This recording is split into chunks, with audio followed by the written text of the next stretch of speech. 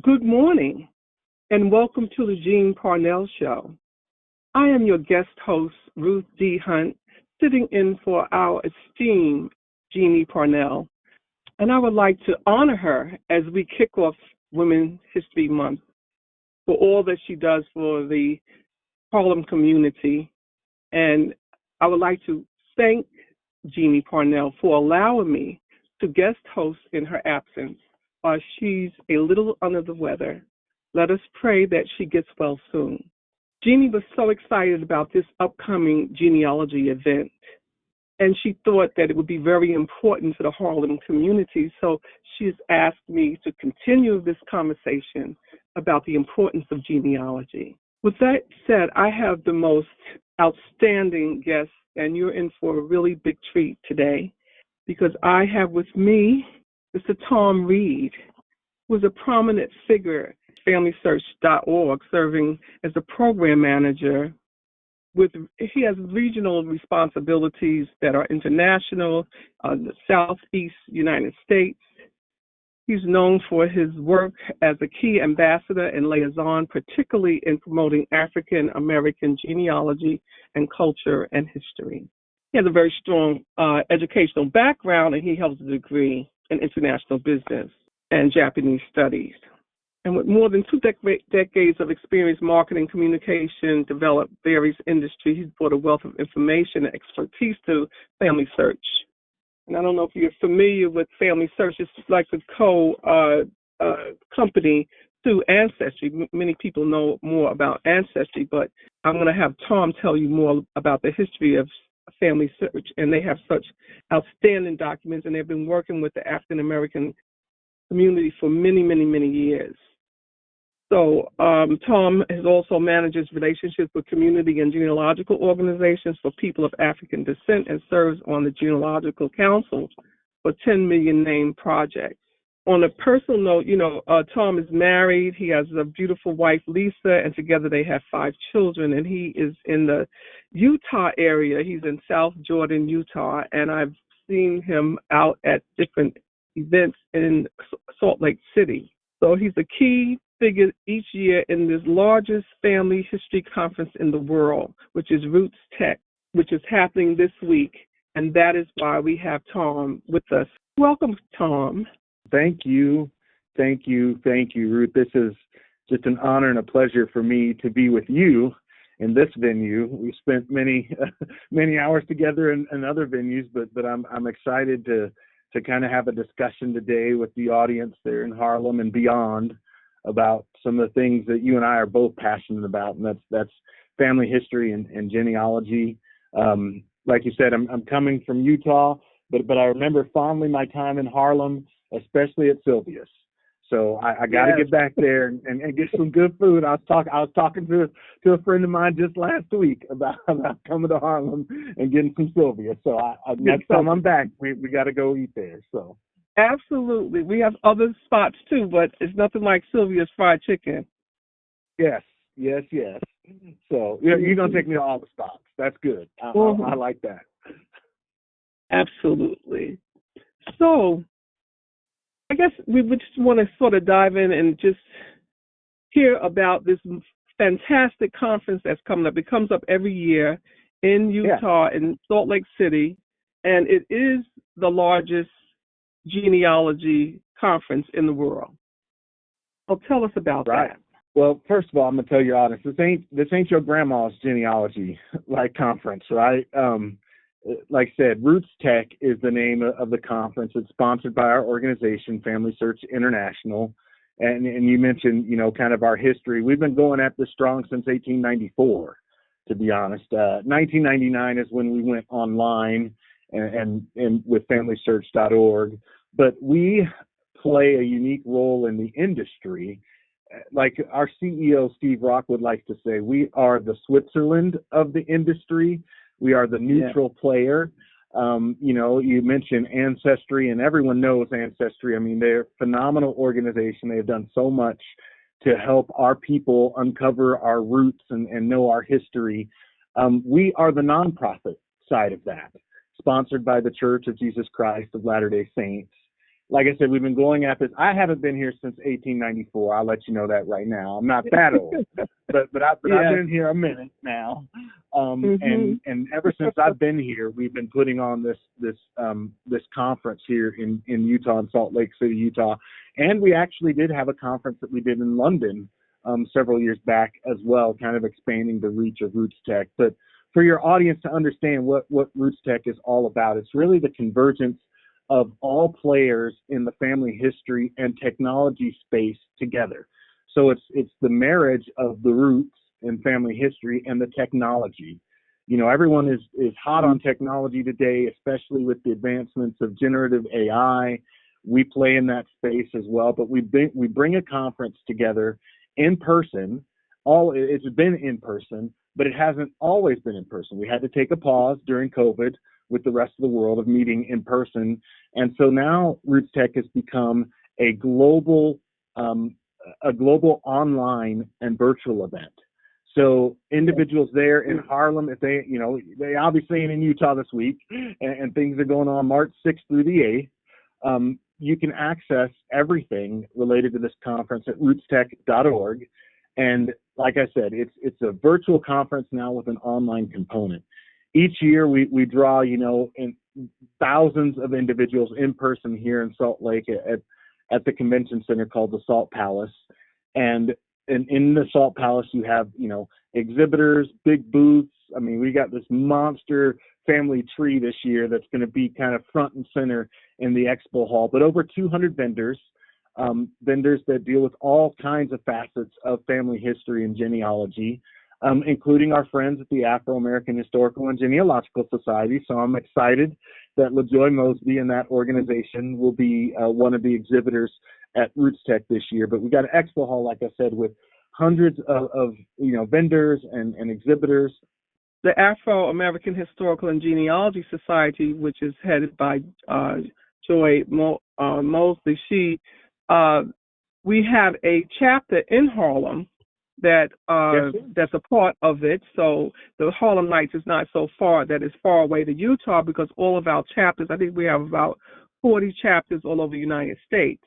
But for the African American community, we do have a chapter in New York, and they will be at Salt Lake City at this RootsTech. And I just want to also jump in and say, I was at RootsTech in 2020, and I think they had a crowd of 25,000 people. But due to COVID, that number has grown expeditiously, and the reach is so far-reaching. I just wanted to just bring it to, like, from 25,000 people to now, Thom, you are servicing all over the world. So go on. I just wanted to put that. Yeah, no. Because we have really expanded our capability to reach globally. Last year, I think we reached about 4.7 million people around the world. This year, I think we're pushing to hopefully reach 10 million. I mean, just think about that. From conference that started, the first conference started about 2,000 people in person. Like you said, when you came in 2020, we've had upwards of 25,000, 30,000 people in person. Coming out of COVID, the numbers have been less in person, but they have grown, like you said, exponentially online, because we've made all the content and all the things that we share with RootsTech available to individuals wherever they are around the world. Did you mention it was free? Did the people hear it was free? I hope the people understand that it's free. Because it's free. It's easy. Free. Like I said, go to rootstech.org to register, but it is a free registration. Repeat that again. Go to where? Go to rootstech.org. That's rootstech.org. rootstech.org to sign up for free. We've got content in 40 languages.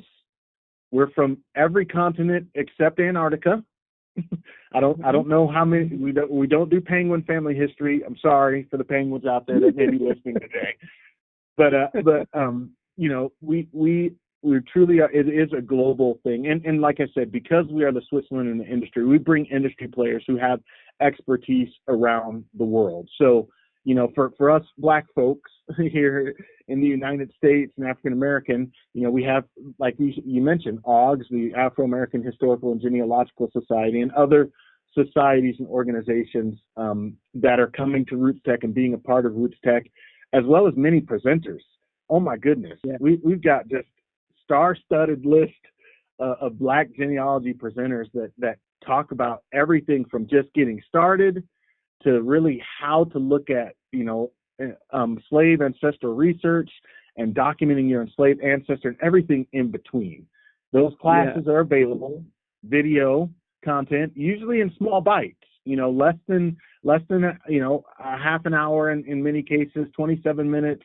Some, of our classes go an hour long, and those are really so engaging and so informative that your audience will just, hang on to their seat as they're watching these presentations that they can access for free on rootstech.org. And the good thing about it is that once the conference is over, the audience has access to the data, to the sessions for a whole year. Is that correct? Yeah, and beyond. I went on the other day, and we've got, everything, I think, going back to 2000 to 2021. We've got recordings from sessions that were given in 2021. As long as the presenters, have given us permission to hold their content that long, we've got video content that goes back there. So I had to look. Maybe I can look while we're on. The number of presentations that we have available in videos, I think, is over 6,000. So this is a vast video library of any kind of topic related to family history, that you have access to. And when you say 6,000, I start to think about Netflix and trying to navigate that stuff. When you get on the website, it's so easy to navigate. You can filter and find exactly what you're looking for by keyword, or you can search by topic. If you're looking for African American research, type in African American research. You're going to get all the classes we've had since 2021, including the new content that's coming in 2025 this week, as we have several presenters that'll be adding to our library of video content for those who can't come to the conference in person. And I also noticed that you have a listing for 10 Steps to Reclaiming Your African Roots guidebook. So I think that that's an important enhancement to the program, that people can see a step-by-step. And because RootsTechs are for beginners, intermediates, advanced, and you have such scholars, historians, and scholars that share information. So it's something there for everyone. And this is a place to get started. Yeah, we've created that guide. That's my baby. So thank you for sharing about the 10 steps for reclaiming our African roots. Is a guide that I worked with. One of my colleagues, Kayla Jackson, actually helped put that together for us a few years ago. That really outlines the steps. So your audience is hearing this and they're excited about this conference. But really, if you don't know what to do to get started, this guidebook, which will be available, and hopefully we'll have links to various things in the show notes from today. But it walks you through. It's a printed guide. You can print it off. You can go through it, turn it page by page, and follow the steps. And really, when it comes to genealogy, we always talk about starting with yourself and what you know. And you'd be surprised at the things that are in your head that you never really thought were in your head, that give you clues to where you should start, your genealogy and family history journey. And RootsTech and the resources that FamilySearch provides for African Americans take you from that very beginning, first basic steps, all the way to, advanced research techniques and connecting with DNA and how to interpret DNA results, to understand how you're related to certain folks, everything in between. We provide some resources that allow individuals to learn and to follow those steps so they can have success in their genealogy journey. So could you tell us a little bit about the 10 Million Name Project? Yeah, so I have the pleasure of supporting an effort led by a company called American Ancestors. They're based out of Boston. They have assembled a team that's the whole goal of the 10 Million Names Project is to document the names of the nearly 10 million men, women, and children who were enslaved in the United States between 1619 and 1865. And so, we know about the number of those who were brought to the United States specifically as part of the transatlantic slave trade. Henry Louis Gates says, that number is anywhere from 288,000 to 400,000. But during the course of the period of enslavement in the United States, there were estimated 10 million individuals who were in that enslaved state. And we want to find the names of all of them, because we know that Black Lives Matter, and we want to make sure that the names of those individuals are documented somewhere and that we can connect to living descendants. So American Ancestors is leading the way. They've been raising funds in a significant way. They've been partnering with multiple organizations, including FamilySearch, including the Afro-American Historical and Genealogical Society, and a host of others. You should go to 10millionnames.org if you're looking for more information about it. So the number 10millionnames.org is, and I serve on the Genealogist Council along with Kenyatta Berry. I don't know if your audience may remember her from PBS's Genealogy Roadshow back in the day, and Shelley Murphy, another luminary in the Black genealogy space, serve on the Genealogist Council. We have a Scholars Council led by Kendra Fields from Tufts University and individuals from Harvard and from other universities as well. We all advise on the 10 Million Names Project so that we can get this work done. I mean, it's going to take a lot of work, a lot of time, but the American Ancestors have invested. A phenomenal breakthrough. It's so important to our history. So you're doing a phenomenal job, and all of the people who are serving on the board to make this happen. It's important work. This is going to be the biggest thing to help African Americans in family history research is doing this. We want to create this database of these 10 million names, but in addition to the database of names, we want to connect in family trees to living descendants. So we want to make this real for us so that we can connect and know who our enslaved ancestors are. I know, Ruth, you belong to another organizational lineage society that does, trace, to be a part of the society, you have to be able to trace your family history to an enslaved, individual in America. 10 Million Names is trying to find them all. Sons and Daughters of the United States Middle Passage. That's with Dr. Evelyn McDowell. Yeah, she's doing phenomenal work. And I mean, it's most people of color can trace to an enslaved ancestor, and that's what you need to do in order to join this lineage organization to honor our enslaved ancestors and the sacrifice and resilience that they provided to have us stand on their shoulders. The thing, when you say that, Ruth, one of the things I want to point out is there are so many of us that are working on various facets of African American genealogy. I think that's amazing. That's what's really changing the game today. Is so many people are trying to do this work, and we're trying to bring them all together, right? That's what RootsTech does. It brings the industry together. But you mentioned Sons and Daughters of the United States Middle Passage. There's organizations like the Society of First African Families in English America.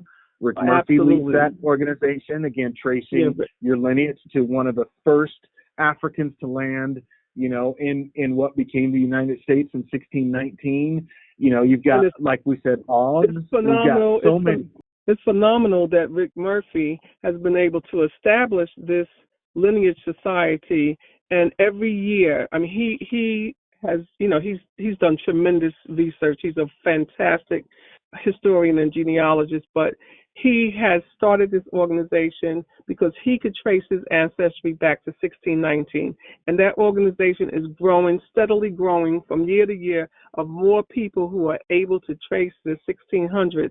So that is encouraging. And I just applaud him for stepping out there and starting that particular lineage organization because, he's proving that the descendants of those families are still here. So it's important, very important. What that illustrates is for many people who, especially, for African Americans and Black folks, we feel like the records don't exist for us to know that it's just too hard and things like that. That's not the case any longer.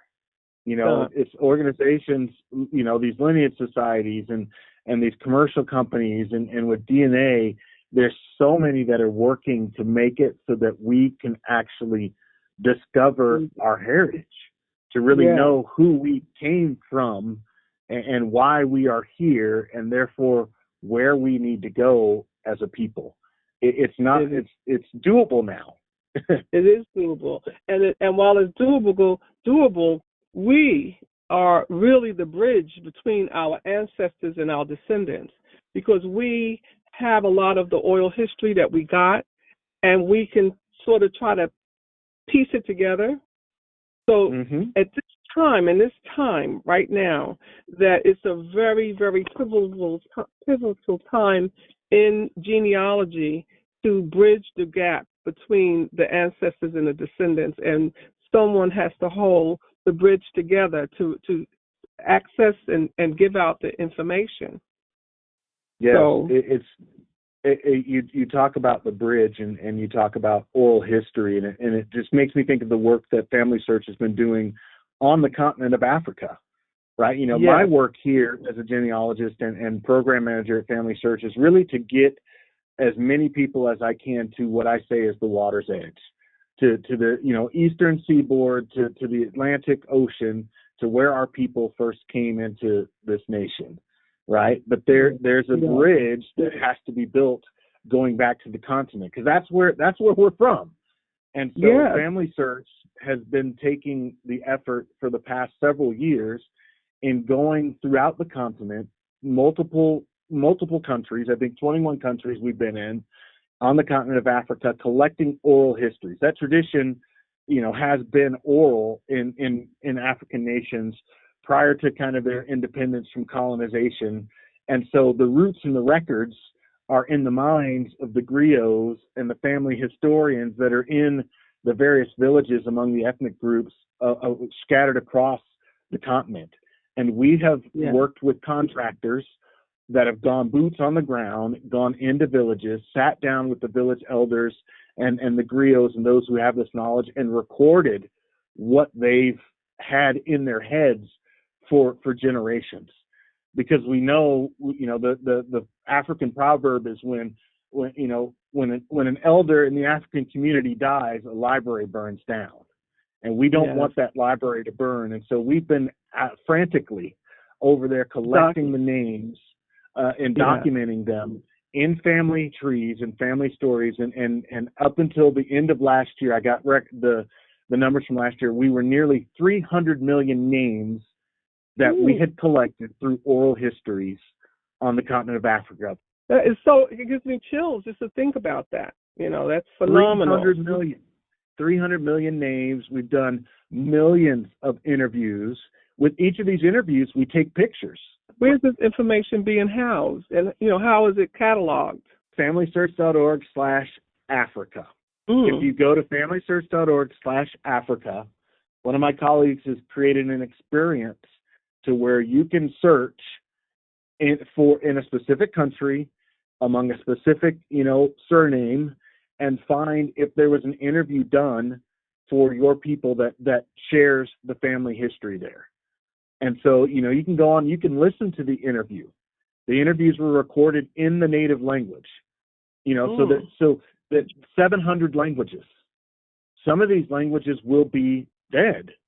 There are people who don't speak these languages any longer, as, the current generation, the rising generation, leaves the village and goes to big cities or immigrates to other places around the world. We've got it in their native language. We've got photos of the person who took the interview or who did the interview. We've got photos of where the people lived, so their living conditions, you can see where they're from. And again, we've got the oral history that's recorded from like the first ancestor in that village. And some people are remembering the griots, those who have been tasked to remember this information, and can go back 5 generations, 6 generations.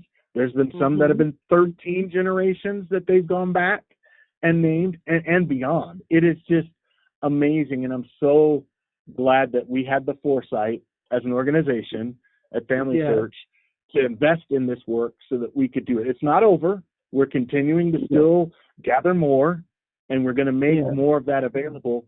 But that is, we hope that there will be a way, and it's really the way is going to be through DNA.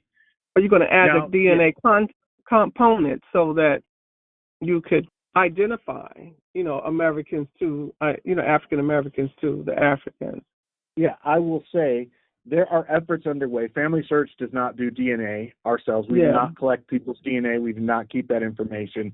We are strictly, kind of genealogical. You can go on FamilySearch, create your family tree, search for sources and records, and add them to your family tree, expand that family tree. It's, a free family tree that and free services that we provide, and so you can collaborate with family and things like that. But there's several organizations that are out there that are leveraging DNA technology to connect African Americans with their African cousins. Organizations, one of them I'm going to mention here is probably not known to many people, but we're hosting a luncheon with them on Friday. It's a company called Tribal Tapestry. The CEO is, I'm going to call his name, Prince John James Olomo.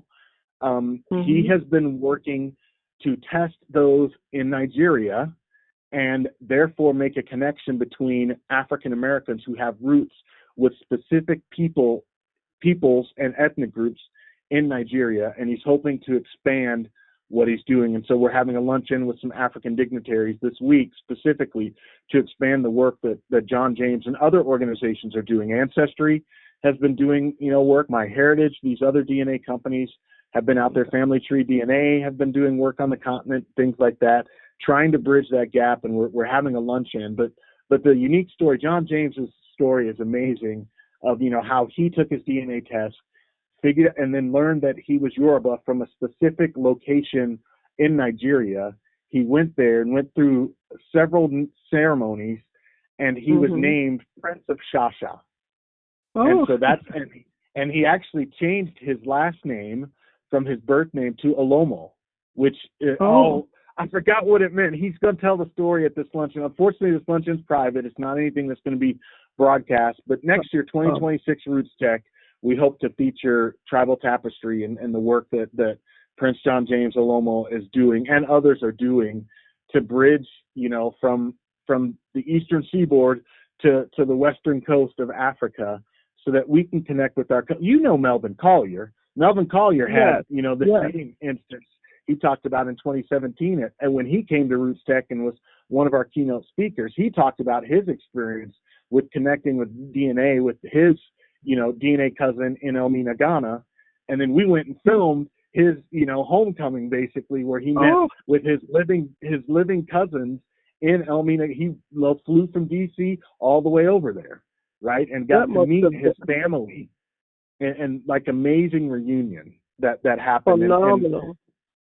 It's amazing. I remember for me personally, and if any of you are considering DNA tests, I know there's a lot of concerns about privacy with DNA and things like that, and you should do your homework and feel comfortable. But I remember when I took my DNA test, after I had been to the continent, I'd been there on a work assignment to actually prepare the work that we were going to do in the collection of oral histories. That's why I actually went over there. And I remember standing in a slave dungeon in Elmina, Ghana, in the Elmina slave castle.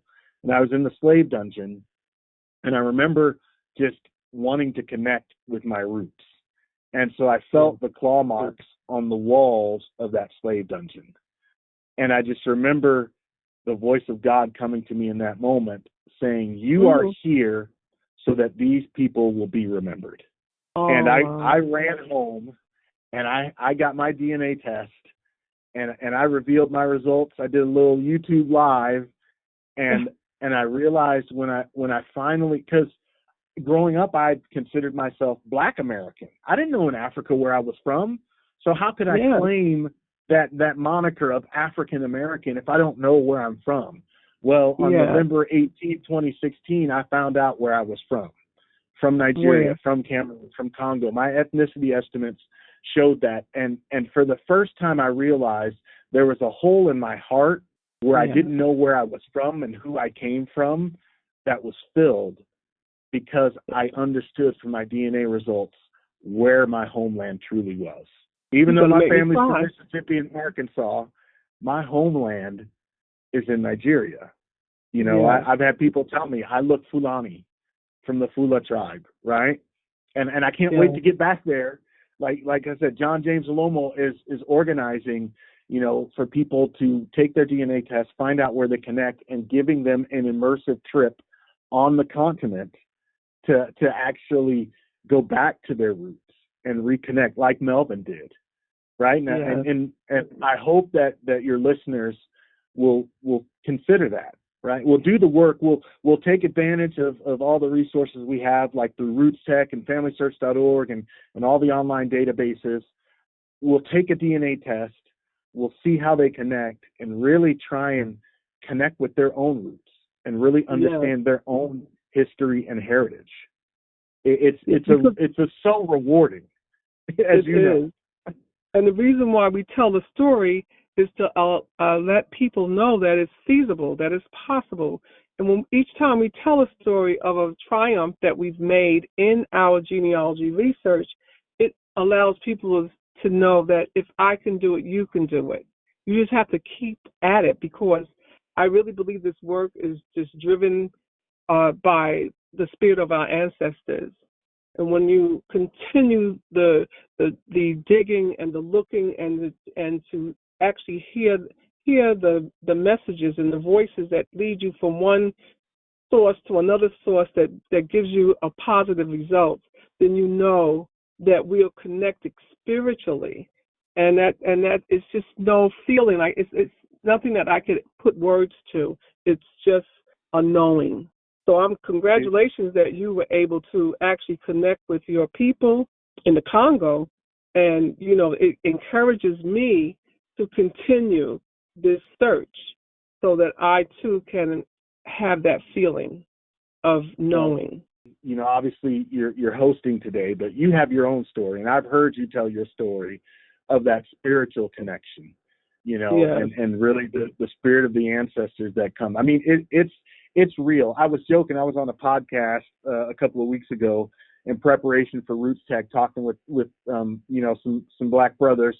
And I said, if you come to the expo hall at RootsTech, ancestors are walking around and you don't even know it. Because it's true. They're not that far from us.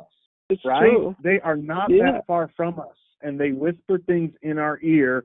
Even if we might be looking at a database at 2 a.m. in our pajamas, and we might hear the voice say, this is another child that wasn't reported. Or, you know, just you hear things and feel things and have impressions. It truly is a spiritually gratifying and rewarding and spiritually driven work.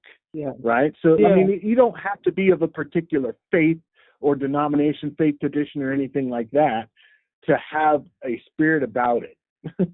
Because it's so rewarding in so many ways to have these connections and to have the power from the other side helping us to know and connect. That's the thing, is like this year's RootsTech theme is discover, and in past years it's been connect, and I think they're all of these themes run together, right? We hope that by our ancestors and whatever impressions we get and the technology and all the things that are out there helping us, that we can discover and connect, and at the end feel a sense of belonging. And that's what it was for me. It was, I needed to discover so I could connect and I could feel that sense of belonging. I feel like for our people in particular, that has been a plague, you know, in our society, is not understanding our history and where we belong. Exactly. Right? And that has manifested itself in so many ways institutionally through so many years. And I'm not saying that genealogy is the answer to, you know, cure all, you know, social ills, but genealogy is an answer that can heal hearts and Yes. help people in a way that other things cannot. That's very true. And then I wanted to then highlight also, talking about connections, is that you have a component within RootsTech for relatives, finding your relatives. And it Yes. is a phenomenal tool. I will have to tell you, a couple of years ago, I put my tree into FamilySearch, and my fifth great grandmother, she had 4 mulatto children during 1830s, in the 1830s, and I was able to trace back through my black ancestors out of Knoxville, Tennessee, and when she had these mulatto children in North Carolina in 1834, she was ostracized, and she and her father left North Carolina and went to Tennessee, into the Quaker community, where they were accepted. As I understand, I'm still doing the research on the Quakers, but that they were married in the Quaker church. And of course, interracial marriages in the 1830s was, they would have tar and feather her.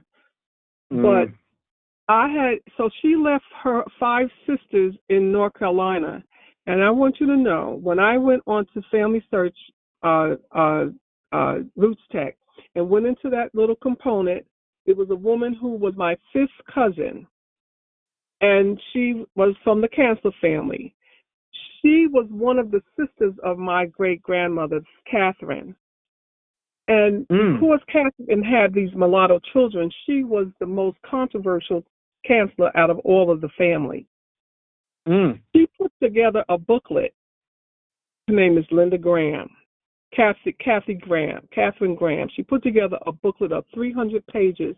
In this book, she told the whole story of Catherine, because this was her mother, her 5th great grandmother's sister. And even letters that I had written to Tennessee, looking for, putting the pieces together. I mean, this was like 30 years ago. My letters were in this booklet, and she mailed it to me.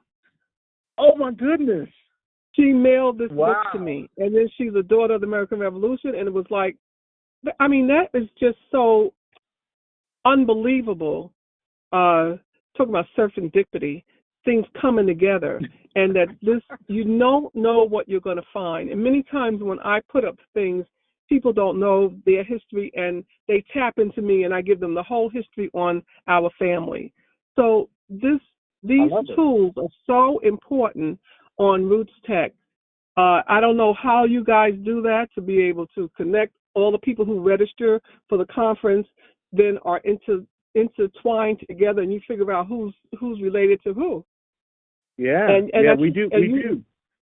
Yeah, it's a phenomenal tool that you have. So I just wanted to share that because it was very successful for me. Well, it's the technology. Tell them a little bit about that. Yeah. Tell them a little bit. The feature, what we call it's called Relatives at RootsTech, and it's really driven by, if you have a family tree on FamilySearch and you put your information in there, and others do, right around RootsTech, we open that up and say, hey, let's see who all has common ancestors. And so, like, you built your tree on FamilySearch, and this Linda Graham, built her tree on FamilySearch, and the technology works to see, crawling your family tree to see, is there a common ancestor between you two? And in this case, it was that Catherine Graham's daughter, right?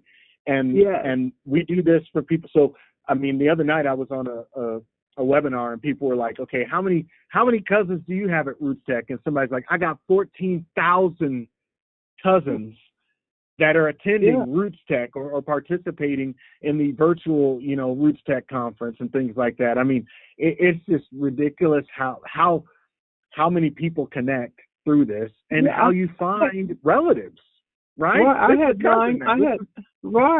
had 9,000, and when your president was a guest at the DAR, maybe 2 years ago, the Continental Congress, and you did that feature for the DAR. I turned out I was the cousin to the president general of Pamela Wright of the DAR, and so it's phenomenal, and it shows you how you are connected. It goes through your whole family line. It shows you how you're connected. So I encourage the audience to actually get their trees up on FamilySearch as soon as possible, because once the conference starts on Thursday, correct? That they'll be able to utilize these tools. And what you're illustrating is something we know about the family history industry. It's not about going through, archives and going to the county courthouse and trying to open that big book and turn the pages. Family history is about connection. And so there's a lot of activities that we do, even online during the RootsTech conference, that are just fun for the whole family, right? This Relatives at RootsTech is a fun activity, but you can also see, if you've got FamilySearch allows you to upload photos of your family and create memories and add stories. And you can, have it take a picture of your face and say, who do I look like in my own family tree? Or even this year, we're doing it, who do I look like that's famous, right? And am I connected to a famous relative? Am I related to Martin Luther King Jr.? Am I related to Rosa Parks? Am I related to, whoever, Muhammad Ali? Like, you can find all this stuff. I mean, we try and make it fun and engaging in a way that, works for all, skill levels and all families, right? So you can get your kids involved in this. My kids come to RootsTech. My daughter's 13. She's coming to RootsTech on Saturday because she wants to play on a typewriter. So if you come in person, you have these experiences, but we also deliver some of these experiences online with RootsTech as well. Let me take a moment just again to outline a couple of other components of the RootsTech conference. Obviously, you can do this relative as RootsTech thing, but the whole conference is built around, we have keynote speakers from around the world. Okay, so in this year, on Saturday, the keynote speakers will be Tara Davis Woodhall and her husband Hunter Woodhall. We call them the Golden Olympians. If you remember in the 2024 Olympics, she was racing and won, and her husband, like the camera caught like this tender moment of her husband cheering her on and all this stuff. And then she runs up in the stands and he grabs her and all this kind of stuff. That's the couple we're talking about, Tara Davis Woodhall and Hunter Woodhall. But we also have a virtual keynote this year, Nelson Mandela's grandson, Ndaba Mandela. He's not going to be here in Salt Lake in person, so his keynote will be delivered virtually. And so if you go on to rootstech.org, you can look at the schedule and see. I mean, we've got so many things from around the world. We've got, a young woman from the Philippines who's, a YouTube influencer. She'll be singing songs. We got a family, a Hispanic family that is just comedic YouTube family that'll be on there. We've got an Italian entertainer there. We've got Dana Tanamici, who is an artist here in the United States. She'll be on there. We've got, people from kind of these major companies. So Steve Rockwood, our CEO, will be delivering a keynote address. We'll hear from folks at Ancestry and MyHeritage, from American Ancestors, about 10 million names. They'll take the stage, in addition to like workshop classes and stuff too. So you've got these keynotes, you've got these forums. We're talking about technology. It's RootsTech, so we're talking about technology for sure. We're talking about how AI is making it so that, family trees are being built, so that records can be discovered in new ways that have never been available before, leveraging technology. We've got forums for that. We've got just so many different kind of formats of content that you can consume between March 6th and March 8th and beyond. You mentioned it earlier. RootsTech doesn't end on March 8th for those who are on the virtual. It ends in person. We pack up the expo hall, we send people home, but all of that will be available to your audience after, if they register at rootstech.org and get their free RootsTech account to be able to access all this content. And another thing that I had discovered while I was there in 2020 was that the land grants, it was a group there that was actually able to pull up the grants that were given to Black people. I had a friend of mine who was from Brooklyn. Their family was from Florida, and I was actually able to get the little insignia with the little horses on it, it means something else different. You know that? I can't think of it at this moment. I don't know. I don't know that. Oh yeah. You have to educate me on that one. After the Civil War, they awarded land grants to Black people in the South and all over the South, and it was the frontier land that they had to rebuild this land. They could get it for free. They had to rebuild it and report. It's escaping me the name of it, but it's an agency that was there that was actually showing you how to go in and get those grants if you knew where your family was from.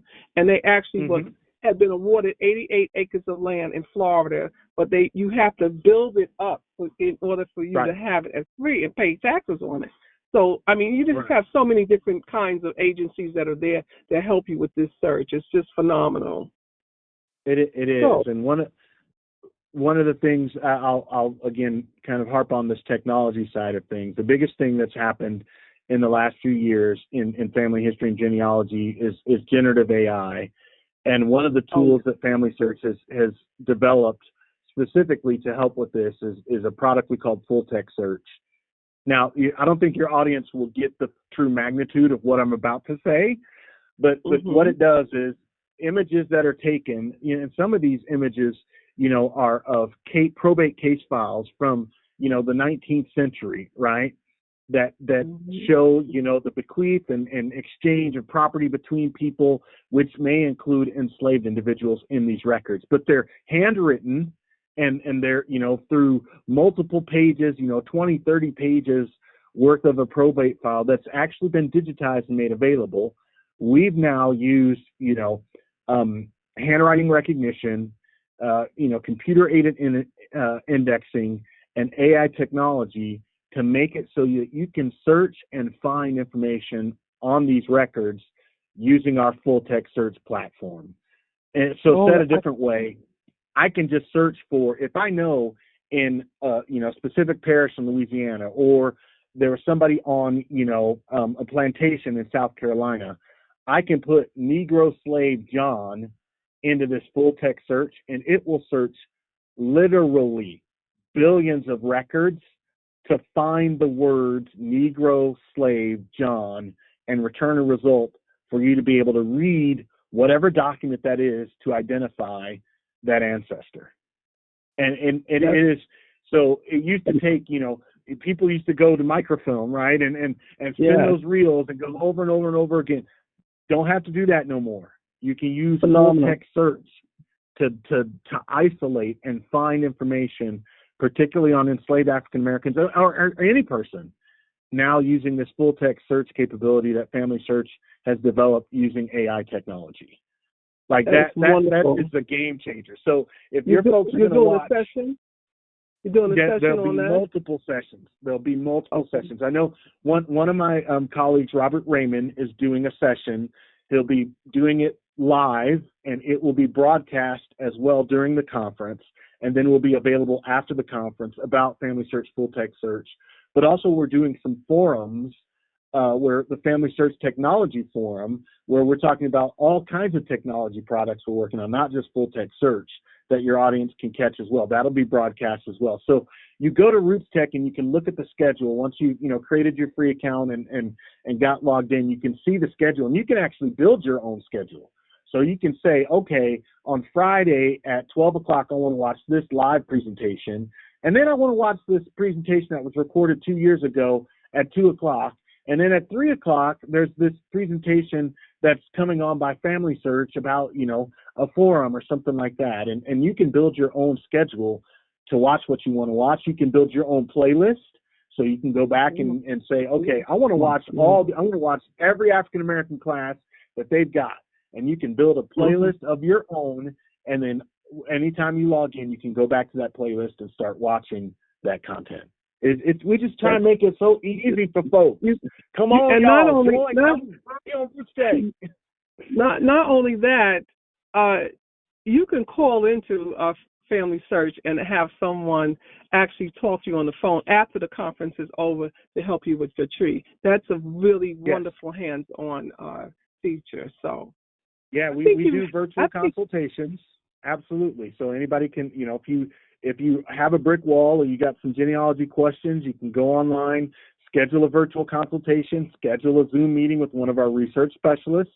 I'm here in the Family Search Library, which is kind of the mecca of genealogical research in the world, here in Salt Lake City. And we have our research staff that's available, and they're, due to COVID, we started reaching out and allowing people to use, virtual technology to connect. And we help you, in some way, try and give you some tips and tricks and help you in doing the work, and discovering more information about individuals in your family tree. Okay, well, Thom, I can't thank you enough for getting up so early. You're in Salt Lake, and to join us this morning. You are phenomenal, a great leader in genealogy and doing such fantastic work out there with FamilySearch and RootsTech. I am proud to call you my friend, and I just thank you for being a part of our Jeanne Parnell Show today. Well, thank you for having me, and thank Jeanne as well. I know she's under the weather and not able to participate, but I appreciate the fact that she let you host today and that I was able to just share a little something. Hopefully people walk away with the feeling of, I can do this, that this is important, and this will help me and my family. And here are the free tools and things available to me in order to do this work, to know my family history, to know where I've come from, to fill that void that may exist in my own heart. And Ruth, you are part of the reason why I do this, is because being able to associate with individuals like yourself who have this passion is just a blessing to me. And what you're doing in Harlem, I never would have had the opportunity to speak to the folks in Harlem if it wasn't for you. So thank you for making this opportunity come about today. I really appreciate the time that we spent together. I do. I appreciate the time, too. Thank you so much. And I look forward to having you come back. You're definitely going to invite you back when Jeanne is here, because I'm sure she has so many questions for you. And I have a fantastic conference, and I look forward to seeing you virtually starting again on Thursday at March 6th. What time? You Thursday can start anytime. Remember, we're global, so actually the conference starts in Australia. on March 6th, right? Okay. so everything, but everything here starts at 8 a.m. Mountain Time, which is 10 Eastern Time. But you'll see, if you go to rootstech.org, you'll start seeing stuff populate and be available early on the 6th. Okay. So again, you're going to go to rootstech.org or FamilySearch.org to load your tree. Yep. And good luck. Happy hunting. Happy searching for your roots. All right. Take care, y'all. Have a blessed day. All right. Bye-bye. Bye.